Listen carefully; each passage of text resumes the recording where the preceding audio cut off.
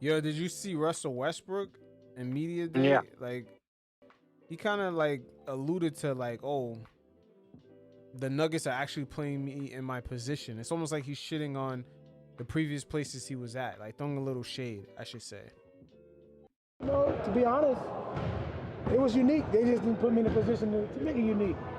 I was in a position where I was playing not my position, and being able to be here and Coach Malone allowed me to be able to use my speed, use my transition skill to be able to make other guys better. Makes the game easy for everybody surround me, and that's what I love to do best.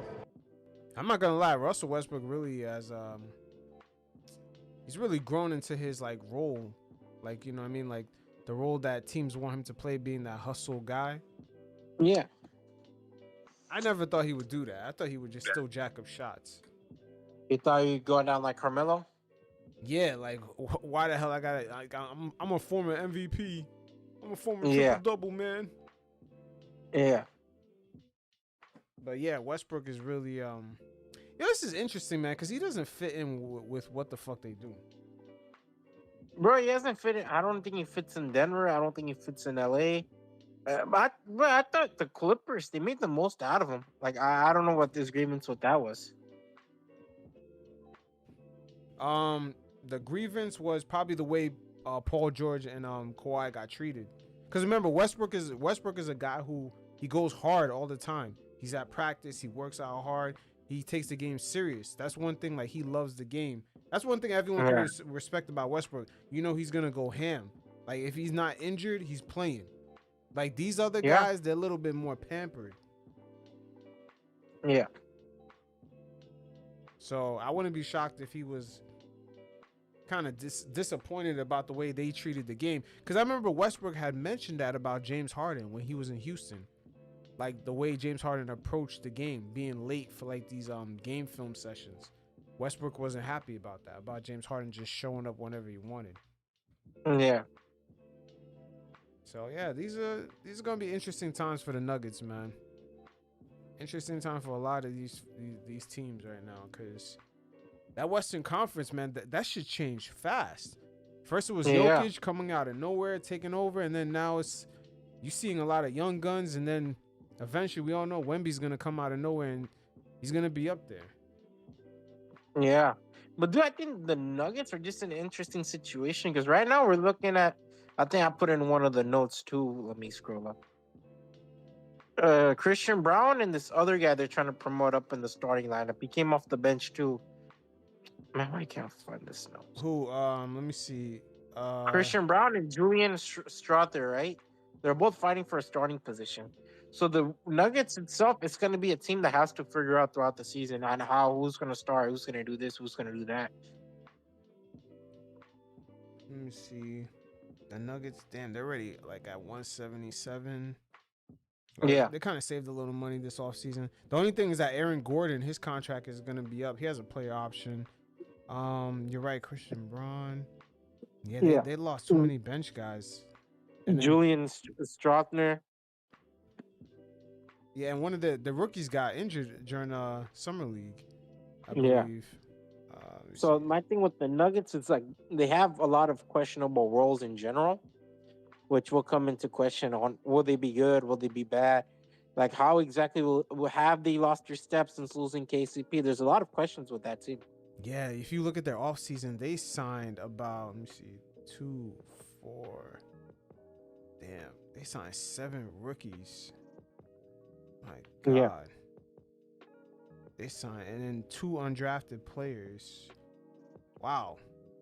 Yeah, they're really not trying to hit that they're really not trying to hit that second apron at 188. Wait, they re-signed DeAndre Jordan too. Okay. Yeah, he's kind of their Udonis Haslam. They need the Pat Riley stimulus package. They need that Jaime Jaquez. You know, they need those type of players that come out of nowhere and just like step up big, you know? Yeah, like what's the other dude that went to Cleveland that left Miami? Caleb Martin or whatever, like one of them. Caleb. Yeah, or the one that went to the Strauss. Lakers. Yeah, Strauss. Yeah, Yeah, Struce and what's his name? The one that Gabe Vincent. They need like Gabe those type of Vincent, players. Galen Martin, who went to Philly. hmm That's what I noticed the Knicks started doing. They started getting players who can kind of fill around what Towns provides by spacing out the floor. That Shamit guy, even though he's been in the league for a minute, he's shooting lights out in that first preseason game. Like his Yeah, jumper was money. Like they're looking for guys where they tell them what they need them to do. Cause all these teams now they're using analytics, so they're like, hey, we need you to be this guy. Can you? And then they'll send their scouts out. "Hey, we need to find this type of player. Cause I didn't yeah, know Landry Shamet shoots almost 40% from three most of his NBA career. yeah. But his defense is what put him onto the hot seat, hmm or to make sure that he doesn't get signed on the big deals. But now they have OG and Mikhail to back him up with that. Yeah, and he'll be like a 10th option, so there's not much of a requirement for him to be a good defender. Bro, Murray got paid, man, despite having a bad offseason.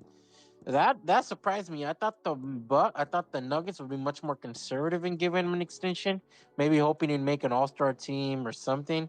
But it seems like they're very quick to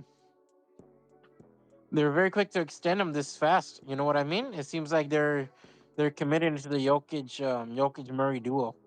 Now, here's a question I have about that extension, right? Because he hasn't really made an All-Star team or All NBA team. So the max that he probably got was a lesser max. Because they call them all Yeah, now the max, but the max for everybody is different. You had depending on how many All NBA teams you made in the past couple years, All-Star appearances, etc. So Murray hasn't made any of that. So the max that he signed for is technically a discount. You know what I mean? It's technically a discount because what he's yeah, 27. Let's just say if Luka was eligible for the same max at the same age, his max would be completely different. We're talking about multiple first All NBA teams, All Star appearances. That's a different number. That's a different percentage you get to take into the cap. So yeah, they probably got him at a decent rate, especially with the cap going up every year.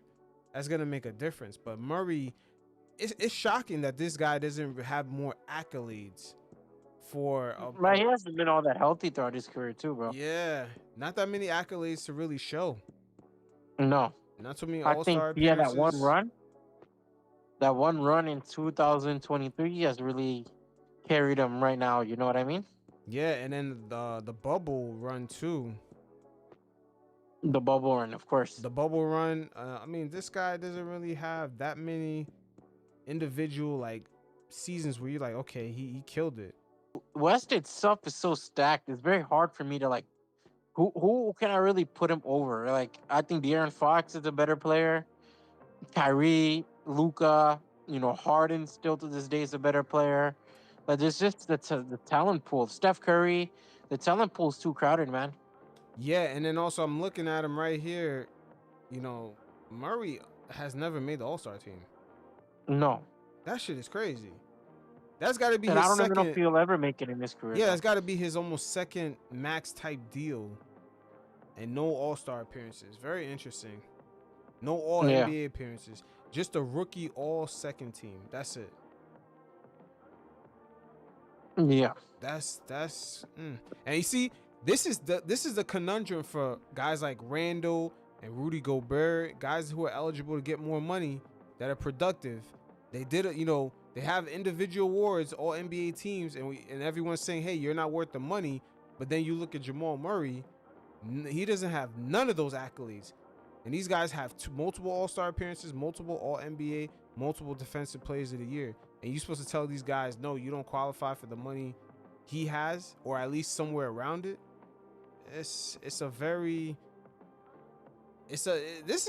I've never seen the league like this before. They used to be like tiers, and the tiers made sense. But nowadays, they want guys who perform above and beyond to take discounts.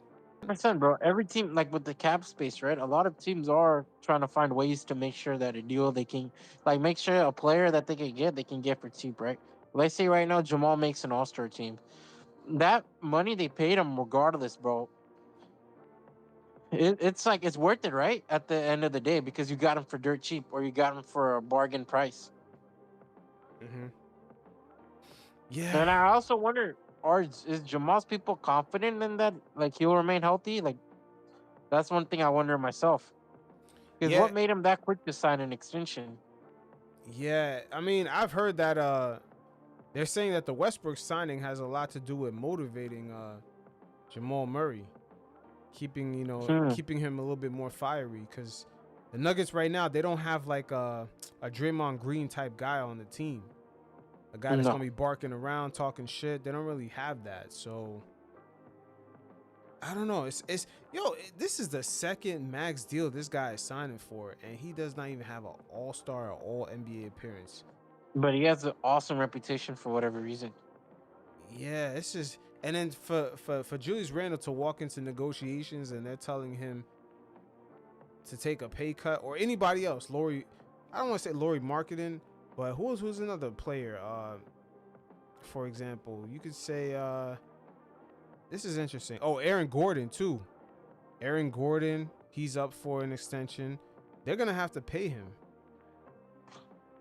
Yeah, Paul, you look at Paul George, even though the Clippers lowballed him, how can he take lesser money? It's just it doesn't make any sense.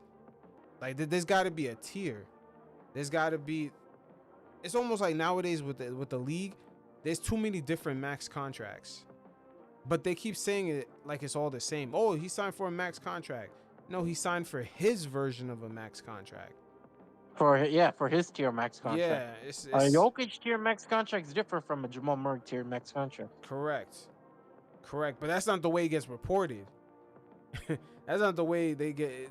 It's almost like even the salaries. The salaries get it's the before tax number. It's not the after tax or paying agents. Yeah, It's just a very interesting way the it's very national vague. media covers the league or writes down shit. This is very, very interesting. Let me see. Nas Reed. Yeah, so going back to the T-Wolves. Now you look at Nas Reed. How much money is he gonna ask for? Because remember, the T-Wolves just paid what's his name? They just paid that rookie. McDaniel. No, Yes. McDaniels? Yeah, McDaniels. Yeah. And he doesn't, he has impact, but he doesn't have the sort of the same metrics Nazi has. So Yeah. No, I mean, dude, he's going to get paid more than Jaden McDaniels, bro. but you see, okay, so going back, so that means Randall got to be out. Because right now, Randall's going to be out. I don't see a future where the Hornets are keeping Randall long term. I think Randall is going to be on a different team this time next year. Yeah, because right now with them, if they keep everyone on the team, they're past the second apron. And if Randall doesn't even fit the timetable for this team, to be honest with you. No, yeah, he does. I don't think he does. He does, because let's say they gave him a 3-year deal. Yeah, dude, my thing is, I would rather 33. He'll be 33 by the end of it. He's still in his prime. prime. I would rather keep Nas Reed than I would rather keep Julius Randle because of age. I think with Anthony Edwards, he's a guy not even in his prime yet. So why surround him with older talent? That's gonna, like, we don't know how long Julius Randle can really keep it up at an elite level, you know? I don't know. It's been fairly consistent with Randall though. Yeah, I know, but look at the injuries, bro. Like, at some point they add up, right? Yeah, the injuries, they're starting to add up. Yeah, it's starting to add up, and that's the same thing for Towns.